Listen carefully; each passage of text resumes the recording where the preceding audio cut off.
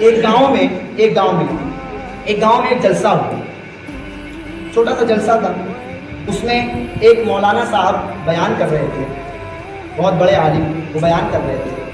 کچھ انہوں نے بیان کیا تو بیان کرنے کے بعد ایک دوسرے عالم نے اس پر جو ہے، بلکہ عالم نہیں، ایک دوسرے مولانا نے اس پر نقطہ اٹھایا اور کہنے لگے کہ ہر بات بتائی نہیں جاتی، ہر بات بتائے نہیں جاتے. وہ مولانا صاحب کہنے لگے کہ ہر بات بتائی نہیں جاتی، یہ بات آپ کو بھی معلوم ہے کہ کچھ باتیں چھپائی بھی جاتی ہیں.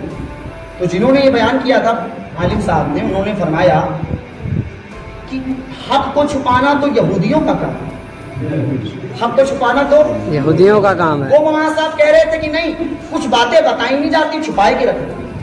پبلک کو پتہ چل جائے گا تو نذرانہ بند ہو جائے. بند ہو جائے گا، پبلک کو پتہ چل جائے گا وظیفے بند ہو جائیں گے، لہذا کچھ باتیں بتائی نہیں جاتی ہیں.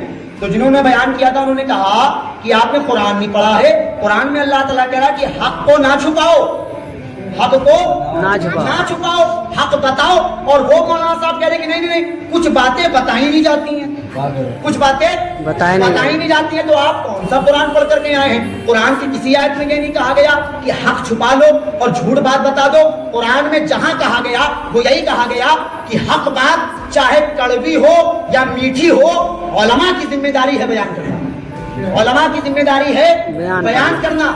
لیکن آپ لوگ، بڑے افسوس کی بات ہے علماء کے لیے کہ علماء یہ سوچتے ہیں کہ اگر ہم پبلک کو یہ بات بتا دیں گے تو پبلک خود ہی مولانا بن جائے گی، ہمیں ضرورت ہی نہیں پڑے گی کسی کی، پبلک خود ہی مولانا بن جائے گی.